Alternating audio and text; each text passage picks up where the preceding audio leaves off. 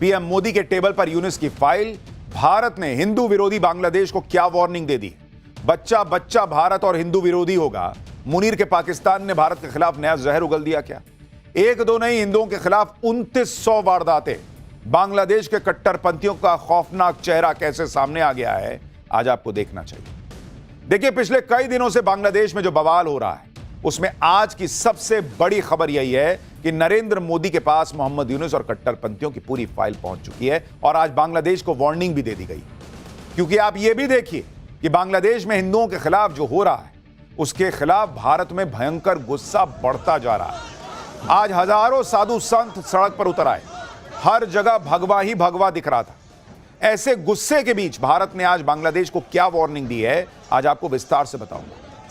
यह भी बताऊंगा कि भारत की इस वार्निंग के बीच बांग्लादेश में खुद कट्टरपंथी कैसे अपनी कब्र खोदने में जुट गए, कैसे आज ढाका में भारत विरोधी प्रदर्शन हुए और भारत विरोधी उकसाऊ बयान दिए गए। इतना होने के बाद भी आपको यह भी बताऊंगा कि कैसे भारत से पिटाई भूल चुके पाकिस्तान के नेता भी बांग्लादेश के लिए भारत के खिलाफ जहर उगल रहे हैं। बांग्लादेश और पाकिस्तान में यह जो हलचल मची है, उस बीच चीन क्या कर रहा है? भारत को लेकर अमेरिका ने चीन पर क्या खुलासा कर दिया है? भारत के बारे में अमेरिका से चीन पर कौन सी रिपोर्ट आ गई है जिससे चीन तिलमिलाया हुआ है? आज आपको यह भी देखना चाहिए। लेकिन पहले आप यह देखिए कि चीन पीठ पीछे कोई खेल कर भी रहा है या अमेरिका भारत को उकसा रहा है ताकि चीन, भारत और रूस साथ ना आए। नरेंद्र मोदी ने बॉर्डर पर चीन को लेकर क्या तैयारी कर रखी है, बांग्लादेश को लेकर क्या करने जा रहा है भारत, सबकी बात होगी। लेकिन जो हो रहा है, पहले उसकी एक झलक देखिए।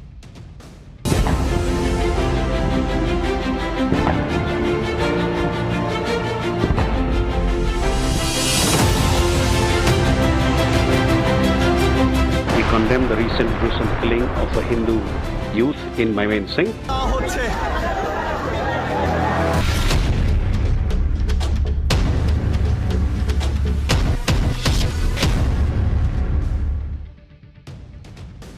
प्रधानमंत्री मोदी ने कैसे बांग्लादेश को वार्निंग दे दी है, कैसे यूनिस की फाइल खुली है, सब बताऊं। उससे पहले भारत में कैसे बांग्लादेश के खिलाफ गुस्सा बढ़ता जा रहा है, आज पहले वो देखिए। 10 दिन के अंदर बांग्लादेश में एक और हिंदू युवक को पीट पीट कर मार डाला गया। बांग्लादेश में हिंदुओं पर अत्याचार रोके नहीं रुक रहा। आज बांग्लादेश के हिंदुओं के समर्थन में कोलकाता में सड़क पर साधु संत उतर आए। जरा देखिए वहां पर कैसे भगवा दिख रहा था और साधु संतों ने उतरकर वहां पर प्रदर्शन किया है हिंदुओं के लिए।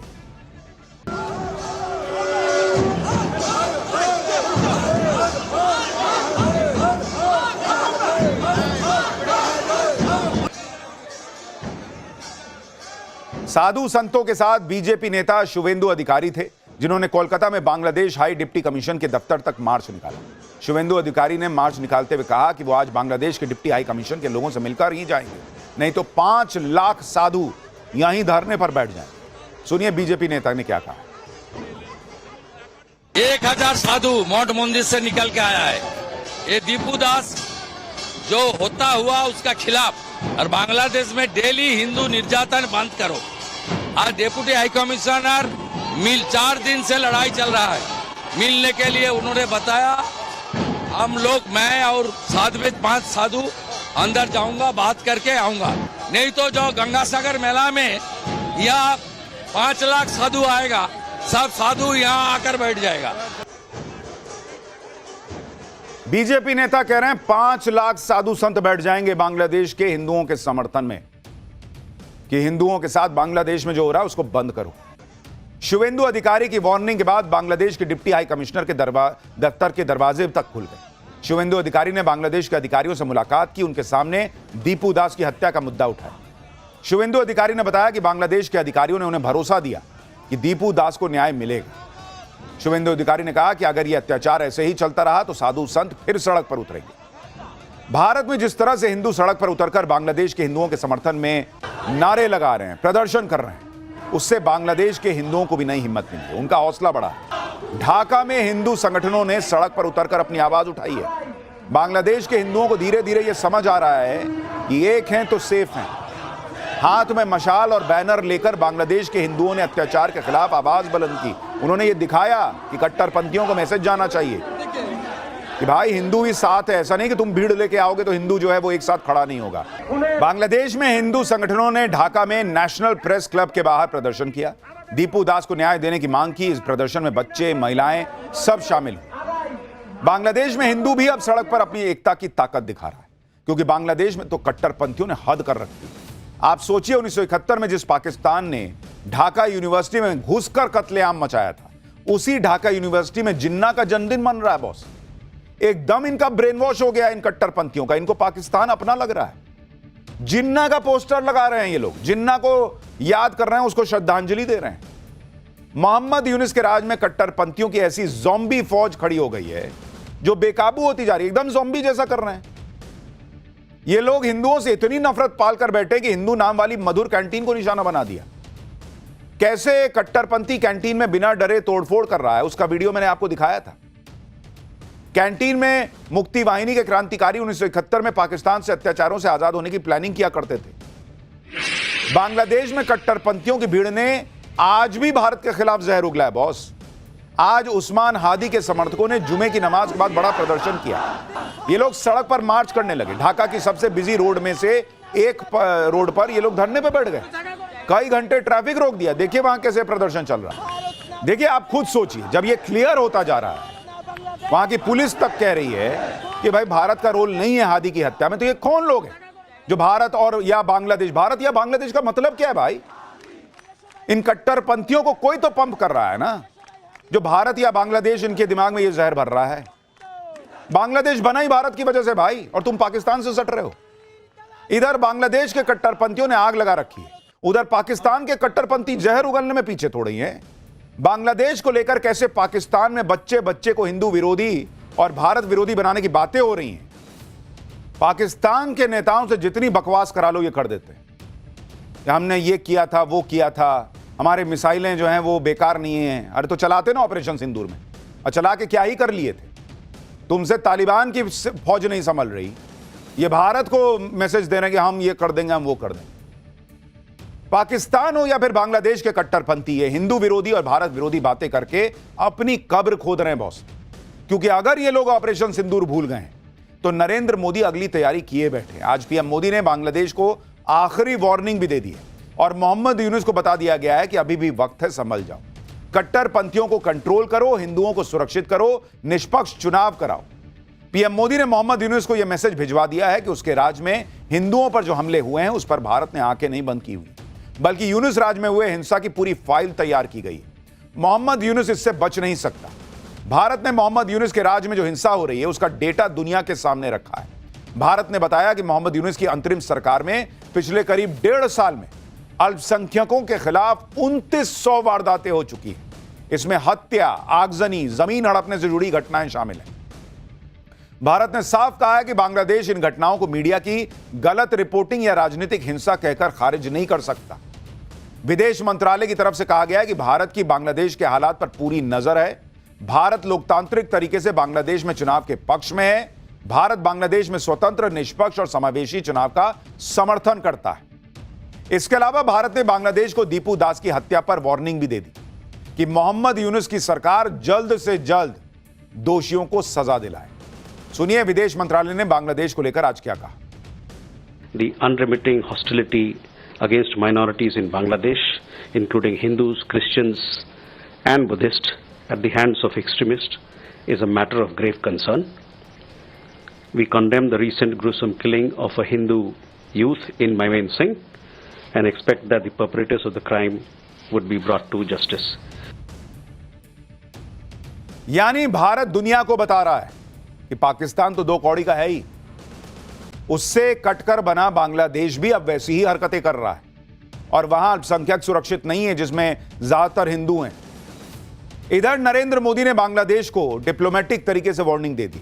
उधर हमारे देश में कुछ नेता ऐसे हैं जो हिंदुओं के लिए ही आवाज नहीं उठा रहे, ऊपर से तर्क दे रहे हैं कि ऐसे जुल्म तो हमारे यहां भी होते हैं।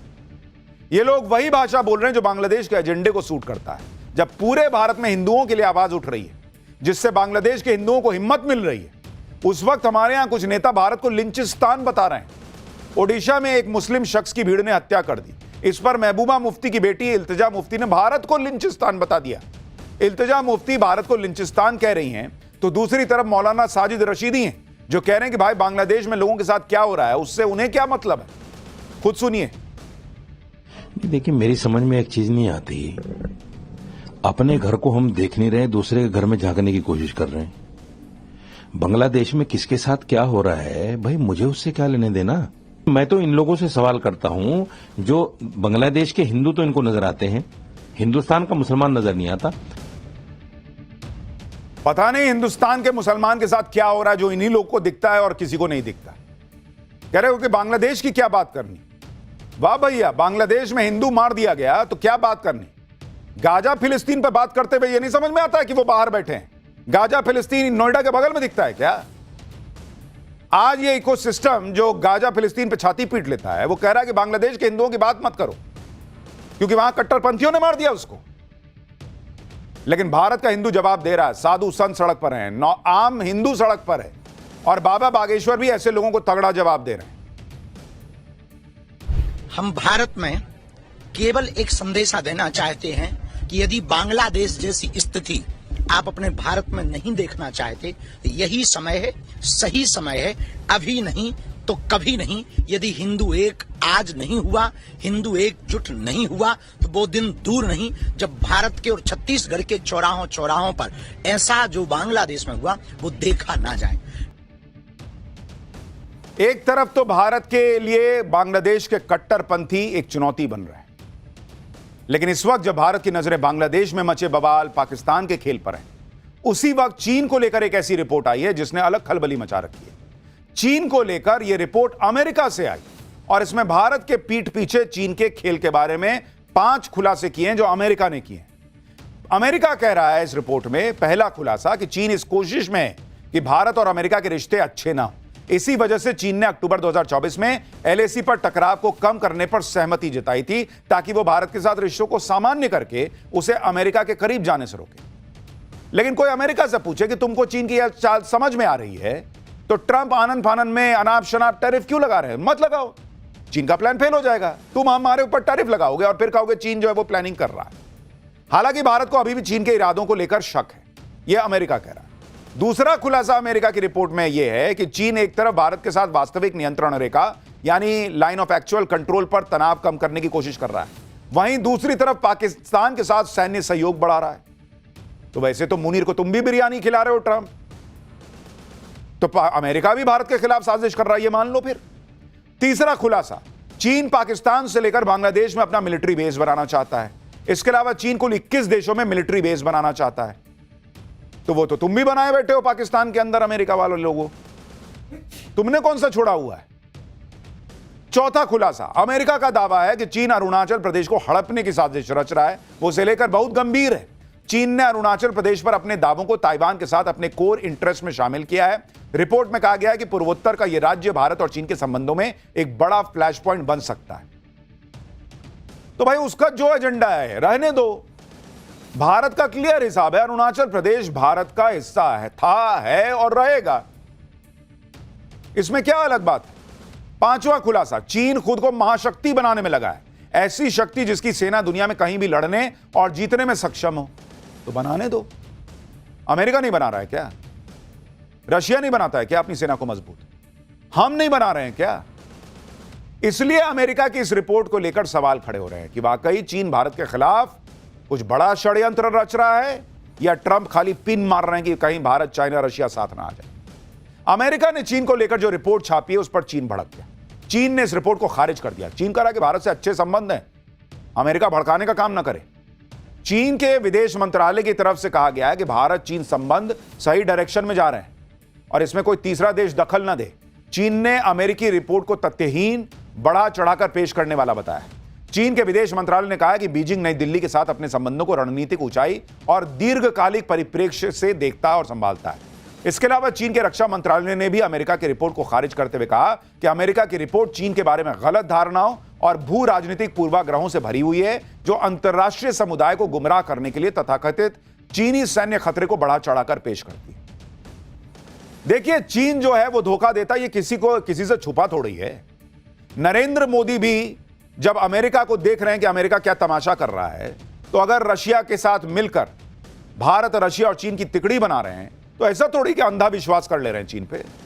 भारत बहुत फूक फूक के कदम रख रहा है, लेकिन अगर अमेरिका को, ट्रंप को इतना समझ में आ रहा है कि बाप रे बाप चीन देखो भारत, मेरे दोस्त भारत के साथ क्या कर रहा है, पहले तुम तो दोस्ती निभाओ। तुम अपने बेटे दामाद के लिए ट्रंप को बिरयानी खिला रहे हो, उसके साथ डील कर रहे हो, उसके F-16 को सुधारने के लिए पैसा देने की बात कर रहे हो, और उसके बाद बता रहे हो चीन क्या कर रहा है तुम देखो। अरे तुम पहले क्या कर रहे हो ये तो दिखाओ, टैरिफ हटाओ पहले, उसके बाद आगे बात होगी। और इसीलिए चीन कह रहा है कि भारत के साथ उसके रिश्तों में अमेरिका आग लगा रहा है, इसलिए चीन का हवा खड़ा किया जा रहा है। लेकिन अमेरिका कहे ना कहे, भारत यह जानता है कि चीन के साथ कैसे निपटना है, उस पर कितना विश्वास करना है, नहीं करना है।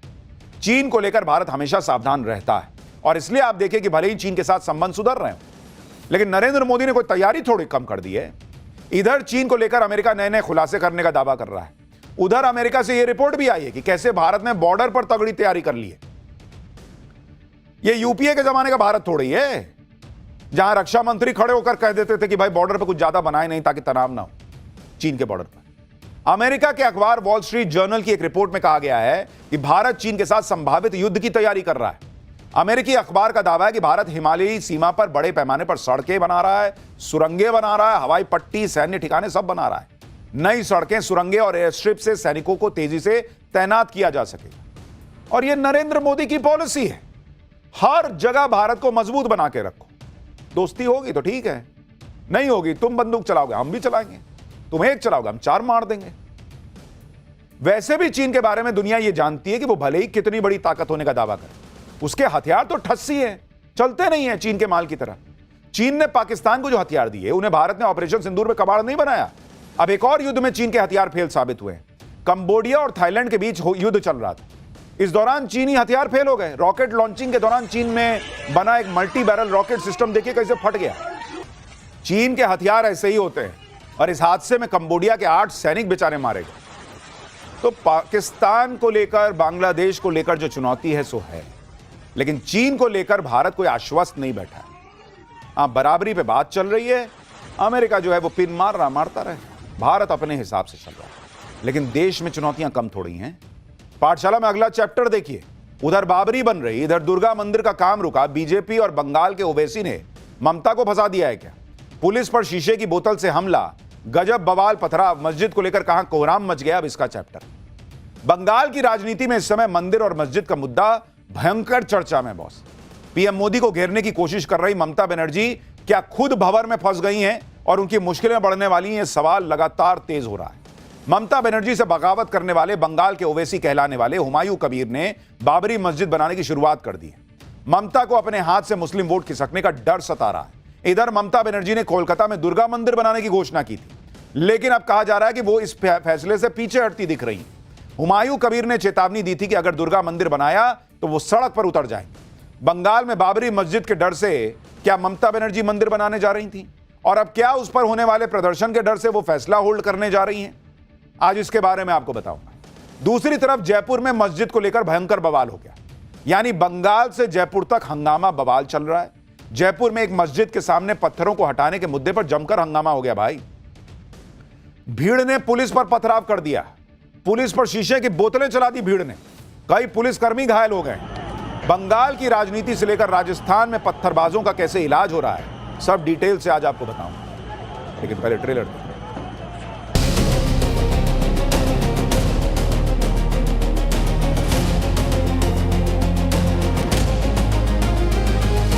कोई तो उधर होता था, बंद हो गया।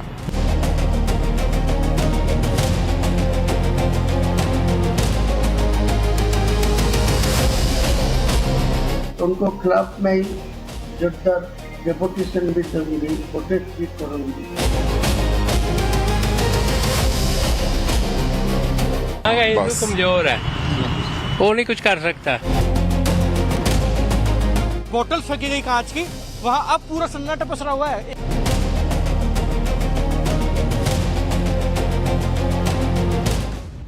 देखिए, पहले बंगाल की बात करता हूं, क्योंकि इस वक्त ममता बनर्जी को बंगाल को लेकर बहुत डर सता रहा है, यह कहा जा रहा है। और ममता बनर्जी का यह डर है कि मुस्लिम वोट बैंक जो बंगाल में एक तरफा ममता बनर्जी की पार्टी के साथ रहा करता था, उसमें सेंध लग रही। इस वोट बैंक में सेंध लगाने की कोशिश बंगाल के ओवैसी हुमायूं कबीर कर रहे हैं। लेकिन क्या हुमायूं कबीर के डर से ममता बनर्जी दुर्गा मंदिर का काम करवा रही थी और अब उसको रोक भी उसी डर से दिया है क्या? ममता से बगावत करने के बाद हुमायूं कबीर ने अपनी पार्टी बना ली। हुमायूं कबीर मुर्शिदाबाद में बाबरी मस्जिद बनवाने लगे और मुसलमानों का भयंकर सपोर्ट मिल रहा है, एकदम भर भर के मुसलमान पहुंच गए। सवाल उठने लगे कि कोलकाता में बन रहे दुर्गा मंदिर का काम अब क्यों रुक गया, जिसे ममता बनर्जी ने बीजेपी की हिंदुत्व वाली राजनीति के काउंटर के तौर पर लॉन्च किया था, यह कहा गया था, जिसे टीएमसी देश में मां दुर्गा का सबसे बड़ा मंदिर परिसर कह रही थी। इसे जोर शोर से मां दुर्गा के प्रति बंगाली मानुष की आस्था का साकार रूप कहकर प्रचारित किया जा रहा था। दुर्गा आंगन को सीधे सीधे बंगाली अस्मिता से जोड़कर पेश किया गया था, लेकिन अब कहा जा रहा है कि उसका काम भी रुक गया है। कोलकाता में दुर्गा मंदिर परिसर को ममता बनर्जी ने बड़े जोर शोर से लॉन्च किया। आप देखिए कि 21 जुलाई को कोलकाता में टीएमसी ने शहीद दिवस पर रैली की और रैली के बाद देश का सबसे बड़ा दुर्गा मंदिर बनाने का ऐलान किया। ममता बनर्जी ने दुर्गा आंगन को बंगाली अस्मिता से जोड़ा। ममता कैबिनेट ने अगस्त में दुर्गा आंगन बनाने को मंजूरी दे दी। कोलकाता के न्यू टाउन में 15 एकड़ जगह जो है वो चिन्हित कर दी गई। 262 करोड़ रुपए की लागत से मंदिर बनाने का ऐलान हो गया। 2 साल में दुर्गा आंगन बनाकर उद्घाटन का वादा भी कर दिया गया। यानी ममता बनर्जी ने दुर्गा मंदिर परिसर के लिए सारी तैयारी कर दी। 29 दिसंबर को मंदिर की नींव रखी जानी थी। मंदिर वाली जमीन पर बड़े बड़े पंडाल लग गए थे, लेकिन जब हमारी टीम वहां पहुंची तो नजारा अलग ही दिखाई दिया। वहां लोगों ने कहा कि मंदिर का काम तो फिलहाल बंद है। देखिए क्या ही हो गया है, ग्राउंड रिपोर्ट देखिए। दादा दुर्गा मंदिर यहीं पे बनना है? हाँ हाँ यहीं पे तैयारी हो रही है? हाँ, वही तो उधर होता था, बंद हो गया। और अभी दुर्गा आंगन बन रहा है यहाँ बहुत बड़ा। वही तो होता था, बंद हो गया। अब बंद हो गया? हाँ, क्यों? तो मालूम नहीं है। तो यहाँ पे किसी को परेशानी तो नहीं है दुर्गा मंदिर बनने से? नहीं, कोई परेशानी नहीं। देखिए कोई परेशानी नहीं है, लोग बता रहे हैं और बड़ी संख्या है लोगों की। सुना था एक बोर्ड लगा हुआ था दुर्गांगन का, फिर वो तो खोल दिया, नया बोर्ड लगा दिया, यही बस, काम भी बंद हो गया। कोई दिक्कत परेशानी लोगों को आसपास लोगों का कोई दिक्कत परेशानी नहीं है। दुर्गा मंदिर से लोग खुश हैं यहाँ पे अगर बन रहा था तो? हम तो हिंदू है, दुर्गा मंदिर बनेगा तो अच्छा ही होता, लेकिन बंद हो गया। क्यों बंद हुआ, क्यों हुआ, किसी को मालूम नहीं है। मालूम नहीं। अच्छा, ये हुमायूं कबीर को जानते होंगे आप लोग। हुमायूं कबीर ने कहा है कि अगर यहाँ दुर्गा मंदिर बनेगा तो हम सड़क पे उतरेंगे, प्रदर्शन करेंगे। उसका बात है, हम लोग वो उसका बात है, वो सब ड्रामा है, वो सब ड्रामा। बस कमजोर है, वो नहीं कुछ कर सकता। तो करेगा हुमायूं कबीर करेगा या ममता करेगी, और कौन करेगा? आप बंगाल से ये ग्राउंड रिपोर्ट देख रहे थे। वो साहब कह रहे थे कि यहां का हिंदू कमजोर है, क्या करेगा, कुछ नहीं कर पाएगा। लोग कह रहे हैं भाई पोस्टर लगा, पोस्टर हट गया, काम रुक गया, पता नहीं क्या हो रहा है। देखिए ममता के सामने बंगाल के ओवैसी हुमायूं कबीर चुनौती की तरह खड़े हो गए। दुर्गा मंदिर को लेकर भी हुमायूं कबीर ने ममता बनर्जी को धमकी दे दी थी। दरअसल हुमायूं कबीर ने मंदिर के लिए जमीन अधिग्रहण पर सवाल उठा दिया। आरोप लगाया कि हिडको ने सरकारी पैसे से जमीन खरीदी। हिडको यानी बंगाल का housing infrastructure development corporation. Mamata Banerjee सरकारी पैसे से दुर्गा मंदिर का निर्माण कर रही हैं। जिस जमीन पर दुर्गा मंदिर बन रहा है वो मुसलमानों की है, यह हुमायूं कबीर ने कह दिया। हुमायूं कबीर का कहना है कि वो जनता के पैसे से बाबरी मस्जिद बनवा रहे हैं, लोग एक एक ईंट लेकर आ रहे हैं। दूसरी तरफ ममता बनर्जी सरकारी पैसे से मंदिर कैसे बनवा रही हैं? हुमायूं कबीर ने धमकी दी है कि अगर ममता ने यह मंदिर बनवाया तो सड़क पर उतरकर मुसलमान और हुमायूं कबीर की पार्टी विरोध करेगी। सुनिए उनको। मेरा जो पार्टी बनाया नया JUP जनता उन्नयन पार्टी, इनको वो हिडको को खिलाफ में जाऊंगी। हिडको जो पैसा हुआ डालेगी, सरकार का पैसा हुआ लगाएगी, तो उनको खिलाफ में जुद्दर। अब सवाल उठ रहा है कि क्या इसी प्रोटेस्ट की धमकी की वजह से वहां दुर्गा मंदिर का काम रुक गया है? कोलकाता में दुर्गा मंदिर का काम क्यों रुका, इस पर भले ही अभी आधिकारिक स्टेटमेंट नहीं आया, लेकिन चर्चाएं शुरू हो गई हैं। मुस्लिम वोट बैंक के नाराज होने के डर से यह मंदिर का काम रोक दिया गया है क्या? क्योंकि आप देखिए कि हुमायूं कबीर किस तरह से ममता से मुस्लिम वोट बैंक में सेंध लगा रहे हैं, यह कहा जा रहा है। हुमायूं कबीर ने जनता उन्नयन पार्टी के नाम से राजनीतिक दल भी बना दिया। यह JUP पश्चिम बंगाल की सभी सीटों पर चुनाव लड़ सकती है। हुमायूं कबीर ने ओवैसी की पार्टी AIMIM के साथ गठबंधन भी किया। फुरफुरा शरीफ के मौलाना अब्बास सिद्दीकी से भी गठबंधन करेंगे कहा जा रहा है। मौलाना अब्बास सिद्दीकी की पार्टी इंडियन सेक्युलर फ्रंट है। अभी तक फुरफुरा शरीफ से ममता बनर्जी के लिए अपील होती थी। अब बंगाल में हुमायूं कबीर ओवैसी और मौलाना अब्बास सिद्दीकी का गठजोड़ बन रहा है। हुमायूं कबीर पश्चिम बंगाल के 30% मुस्लिम वोट बैंक पर अपना दावा ठोकने लगे हैं और इसके लिए बाबरी मस्जिद को बड़ा मुद्दा बना रहे हैं और इससे मुसलमान इस मुद्दे से जुड़ रहे हैं और इसीलिए कहा जा रहा है कि कहीं ममता बनर्जी इस बात से परेशान तो नहीं है कि उधर मुसलमान टूट गया, पता चला इधर मंदिर बना तो उधर और मुस्लिम वोट बैंक छिटक गया। इधर बीजेपी हिंदू वोट बैंक को जो है वो अपने तरफ करने में लगी है। तो ममता बनर्जी के लिए चुनाव कठिन होता जा रहा है, ये चर्चाएं सब तरफ है। अब दुर्गा मंदिर के मुद्दे पर ममता बनर्जी घिर रही हैं तो उनकी कुछ पुरानी तस्वीरें लोग सोशल मीडिया पर शेयर कर रहे हैं। इसी साल सितंबर में दुर्गा पूजा के पंडाल में एक व्यक्ति गाना गा रहा है जिसमें कहा जा रहा है कि मेरी आंखों में मदीना और दिल में काबा है। यह सब दुर्गा पूजा पंडाल में हो रहा था और ममता बनर्जी वहां ताली बजा रही थी। इसी तरह से आरोप है कि साल 2017 में ममता बनर्जी ने दुर्गा विसर्जन का कार्यक्रम रुकवा दिया था जिससे मुहर्रम का जुलूस निकल सके। इन तस्वीरों के आधार पर लोग कह रहे हैं कि मुस्लिम वोट बैंक के लिए कोलकाता में दुर्गा आंगन का काम रोका गया है। तो बंगाल में ममता बनर्जी बाबरी के नाम पर मुस्लिम वोट के फेर में फंस रही हैं। दुर्गा मंदिर का मामला भी खिलाफ चला जाएगा क्या, बहुत सवाल है। दूसरी तरफ राजस्थान के जयपुर में भी एक मस्जिद को लेकर बड़ा हंगामा हो गया। जयपुर में एक मस्जिद के बाहर रखे पत्थर हटाने के मुद्दे पर ऐसा बवाल हुआ, पत्थर चल गए। दरअसल जयपुर के चौमू में बस स्टैंड के पास एक मस्जिद है, इसके बाहर कुछ पत्थर पड़े हुए। ये पत्थर काफी समय से वहां पर रखे हुए और इनकी वजह से ट्रैफिक की समस्या होती है। पत्थरों को हटाने के लिए प्रशासन ने मुस्लिम समुदाय के साथ बातचीत की। आपसी सहमति से पत्थरों को हटाया गया, लेकिन आरोप है कि पत्थर हटाने के बाद कुछ लोगों ने लोहे की रेलिंग से मस्जिद की बाउंड्री बनाने का काम शुरू कर दिया। पुलिस और प्रशासन के मना करने के बाद भी रेलिंग लगाई जाती रही और इसी दौरान पत्थरबाजी शुरू हुई। यह घटना रात के करीब 3 बजे की है। पुलिस और प्रशासन के मना करने के बाद भी मस्जिद के बाहर लोहे की रेलिंग लगाई जाती रही जिसे जेसीबी की मदद से हटाने की कोशिश हुई। तभी अचानक से पुलिस पर पथराव शुरू हो गया। भीड़ की तरफ से लगातार पत्थर फेंके जाने लगे, अफरा तफरी मच गई। देखिए कैसे पत्थर चल रहे हैं। आरोप है कि पुलिस पर पत्थर और शीशे की बोतलें तक फेंक दी गई। पुलिस को हालात कंट्रोल करने के लिए आंसू गैस के गोले दागने पड़े। भाई, पथराव में कई पुलिस वाले घायल हो गए, किसी का सिर फट गया है, किसी के हाथ में चोट लगी है। और यह सारा बवाल सिर्फ इसलिए हुआ कि मस्जिद के बाहर से पत्थर हटाकर जब रेलिंग लगा रहे तो रोक दिया। पुलिस पर पथराव के बाद इलाके में तनाव फैल गया। शुक्रवार है, जुमे का दिन था, जुमे पर कोई हंगामा होने की आशंका थी तो तड़के सुबह पथराव के निशान अभी भी चौमू में दिख रहे हैं। वहां पर लोग अपने घरों से निकल नहीं रहे हैं।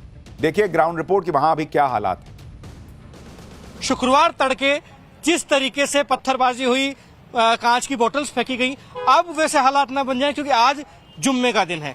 ऐसे में तमाम लोग नमाज पढ़ने भी जाएंगे समुदाय विशेष के, तो वो उग्र ना हो जाए, आक्रामक ना हो जाए, इसलिए जो समुदाय विशेष के लोगों का इलाका है वहां पर भी एडिशनल फोर्सेस को डेप्यूट किया गया है। तो वहीं हालात जो है वो एकदम सन्नाटा पसरा हुआ है इन तमाम गलियों में जहां आज देर रात को जिस तरीके से पत्थरबाजी हुई, पत्थर फेंके गए, बोतल फेंकी गई कांच की, वहां अब पूरा सन्नाटा पसरा हुआ है। एक भी व्यक्ति आपको बाहर निकलता हुआ नजर नहीं आएगा, कोई बाहर भी नहीं निकल रहा है। लेकिन पुलिस के वाहन लगातार इन गलियों में जा रहे हैं। मस्जिद के मुद्दे पर पथराव की खबर से हंगामा मच गया। फौरन पुलिस प्रशासन सब एक्टिव हुए। आप देखिए इस पूरी घटना में करीब 6 पुलिसकर्मी घायल हुए हैं जो अस्पताल में भर्ती हैं। घटना के बाद 24 घंटे के लिए इंटरनेट बंद करना पड़ा। पुलिस की टीम ने चौमू में फ्लैग मार्च किया है। घटना के बाद इलाके के बाजार बंद हैं। STF, Vajravahan, RAC, police line, Jaipur की टीमों के 500 जवान वहां मौजूद हैं।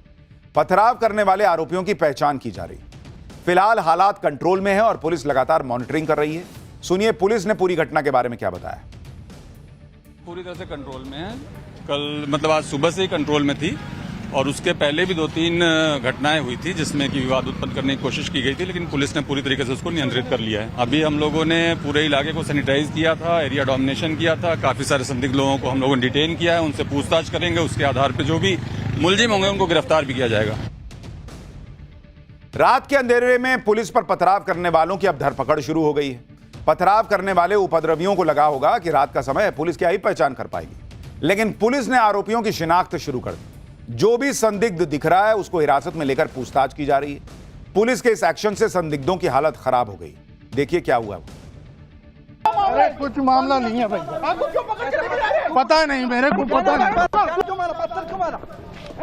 पत्थर क्यों फेंका? पत्थर क्यों फेंके? पत्थर क्या नाम है? क्या नाम है? पत्थर क्यों मेरा? पत्थर क्यों मेरा? सर हम लोग परदेसी है सर। हम लोग परदेसी है सर, हम लोग किराए से रहते हैं। यानी राजस्थान की पुलिस भी इस मामले को हल्के में नहीं ले रही। जो आरोपी लग रहे हैं सबको कॉलर से पकड़कर टांग दिया है कि चलो जरा बताओ क्या किए थे वहां पर। सबसे पूछताछ हो रही है, आरोपियों की पहचान हो रही है। लेकिन एक सवाल लोग पूछ रहे हैं, इतने पत्थर हर बार आ कहां से जाते हैं? खैर, पाठशाला में अब अगली क्लास। सुबह पीएम मोदी ने प्रेरणा स्थल का कल उद्घाटन किया। शाम को भाई लोग कार, रिक्शा, ट्रक लेकर आए और गमला चुरा के ले गए। कौन थे ये लोग? लखनऊ में गमला चोरी कांड। इधर पीएम मोदी ने किन नन्हे वीरों को सम्मान दिया कि देश का गौरव बढ़ गया है। इन गमला चोरों को इन वीरों से सीखना चाहिए। हमारे यहां लोग भी गजब गजब के हैं। आप सुनेंगे, तस्वीर देखेंगे तो हैरान रह जाएंगे। कल पीएम मोदी ने लखनऊ में बनाए गए भव्य प्रेरणा स्थल का उद्घाटन किया, जहां शानदार स्टैचू लगे जिसे देखकर किसी का भी मन खुश हो जाए। लेकिन आप देखिए कि इधर पीएम का कार्यक्रम खत्म हुआ, पीएम गए, उधर इस जगह पर रखे गए गमले लोग उठाकर ले जाने लगे। गजब कर दिया लोगों ने भाई। इधर पीएम मोदी निकले, उधर गमला चोरी होने लगा। गमला उठा के ले जाने के लिए कोई स्कूटर लेकर आया, कोई बाइक लेकर आया, कई लोग तो कार में गमले भर भर के ले गए भाई। कुछ लोग तो शायद यही सोचकर बैठे थे कि कब पीएम का कार्यक्रम खत्म हो और कब एक गमला टाप लें। देख रहे हैं, स्कूटी ले लोग आए।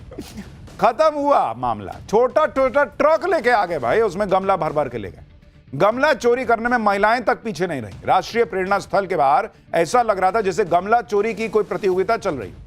बताइए, नाम है प्रेरणा स्थल, इनकी प्रेरणा थी कि कैसे गमला चुरा लें। इन लोगों ने अपने लखनऊ में जो किया है उसके लोगों का नाम डुबा दिया। लेकिन दूसरी तरफ आप देखिए, ये तो बड़े लोग कर रहे थे, गमला चोरी कर रहे थे, लेकिन बच्चों ने जो किया है और उनका जो सम्मान हुआ है, उन बच्चों से इन बड़ों को सीखना चाहिए। इन बच्चों ने देश का नाम जो है वो गौरव और देश का बढ़ा दिया है। देश का गौरव बढ़ाने वाले इन बहादुर बच्चों की कहानियां बताऊंगा, लेकिन पहले गमला कांड का हैरान करने वाला एक छोटा सा ट्रेलर देखिए।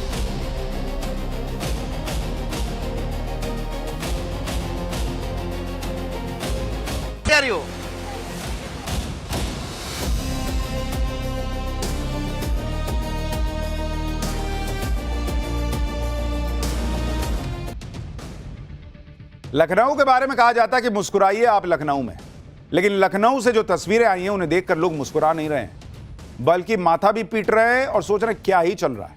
क्योंकि किसी ने सोचा नहीं था कि बीच सड़क पर गमला चोरी करने की होड़ लग जाए। प्रेरणा स्थल के बाहर से जो गुजर रहा था उसके हाथ में एक गमला जरूर दिख रहा था। कई लोग तो बैग भर भर के गमला ले गए। कई लोग तो ऐसे भी थे जो यहां पर सिर्फ गमला चोरी ही करने आए थे। कई महिलाओं को अपने बच्चों के साथ यहां पर देखा गया। कई लोग पूरे परिवार के साथ गमला चोरी करते दिखे। गमला चोरी करने वालों को इससे कोई फर्क नहीं पड़ रहा था कि लोग वीडियो बना रहे हैं। बेशर्मी इतनी कि मना करने टोकने के बाद लोग हंसते हुए गमला चुरा के ले गए। वीडियो बना रहे लोग कैसे लोगों का मजाक बना रहे थे, सुनिए आप।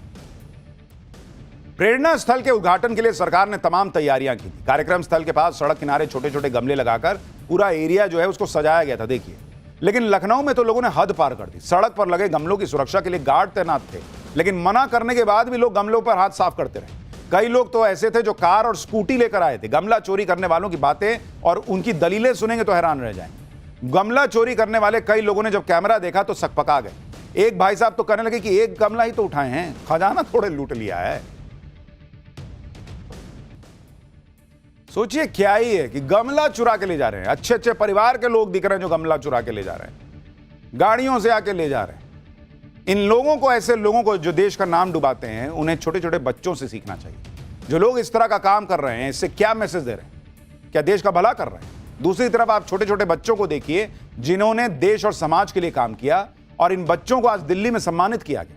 दिल्ली में वीर बाल दिवस पर 20 बच्चों को सम्मानित किया गया। राष्ट्रपति द्रौपदी मुर्मू ने बाल दिवस पर बच्चों को प्रधानमंत्री राष्ट्रीय बाल पुरस्कार दिया। इन बच्चों को अलग अलग क्षेत्र में बेहतरीन और बहादुरी के कामों की वजह से चुना गया। पीएम मोदी ने भी इन विजेता बच्चों से मुलाकात की। जिन बच्चों को आज राष्ट्रीय बाल पुरस्कार मिला, उनमें सबसे ज्यादा चर्चा रही पंजाब के श्रवण सिंह की। 10 साल के श्रवण फिरोजपुर के रहने वाले हैं। ऑपरेशन सिंदूर के दौरान श्रवण ने भारतीय सेना के जवानों की मदद की थी। छोटे से श्रवण ने जवानों को दूध और लस्सी पिलाकर उनकी सेवा की थी।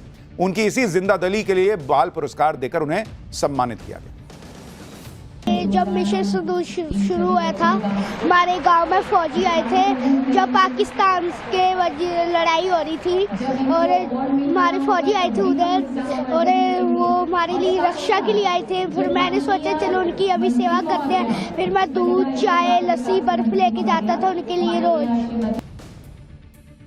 देखिए, गमला चुराना बहुत आसान है, लेकिन देश के काम आना बहुत मुश्किल है, और वो काम इन छोटे छोटे बच्चों से, उन बड़े बड़े लोगों को सीखना चाहिए।